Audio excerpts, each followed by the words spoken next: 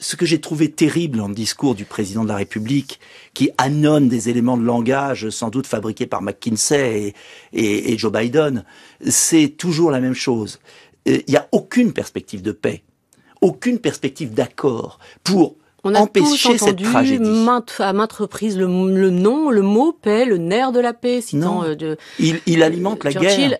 Oui. Il alimente la guerre. Quand vous faites entrer l'Ukraine dans l'OTAN, et qu'on sait que c'est la condition absolue pour que jamais la Russie n'arrête, c'est absurde. Quand Kennedy, et je veux reprendre cet exemple historique, quand Kennedy en octobre 62 dit il n'y aura jamais de missiles soviétiques à Cuba, parce que c'est tout près de la Floride et que ça menace mon existence.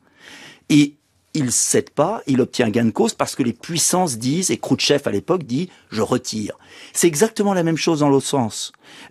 L'OTAN a avancé, Pologne, Pays-Baltes, s'est arrêté heureusement. Jacques Chirac et Dominique de Villepin, Nicolas Sarkozy, Angela Merkel ont toujours dit, il ne faut surtout pas que l'OTAN avance en Ukraine. C'est un ancien État soviétique qui a eu son indépendance, qui est fragile. La meilleure façon d'aider l'Ukraine, c'est que l'OTAN ne vienne pas mettre des bases de la CIA, comme ça a été prouvé. Est-ce que vous êtes d'accord ? Attendez, n'avance pas. Les néoconservateurs américains ont tout fait depuis 2014 pour avancer l'OTAN en Ukraine. C'est le moment où la France aurait pu être gaullienne, comme Jacques Chirac avait refusé le conflit en Irak, aurait pu être élément de paix. C'est le moment de faire la paix. Et qu'est-ce que fait Emmanuel Macron ? Il jette de l'huile sur le feu au moment où on peut faire la paix. Je dis simplement que aujourd'hui c'est Poutine, demain ce sera un autre, c'est la Russie.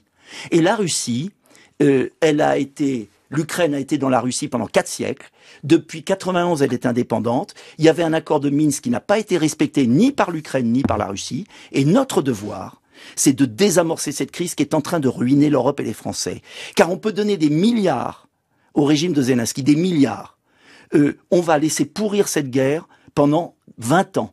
Le résultat, c'est qu'on pousse la Russie dans les bras de la Chine et qu'on devient dépendant des Américains, qu'on paye notre gaz 4 fois plus cher et qu'on est en train de ruiner les Français et les Allemands. Eh bien, moi, je vous dis que ça, c'est irresponsable. Emmanuel Macron est comme un gamin narcissique qui joue avec une boîte d'allumettes près d'un baril de poudre. Il met en danger les Français, il ne règle pas la crise parce que on n'a pas les moyens de la régler avec nos forces conventionnelles.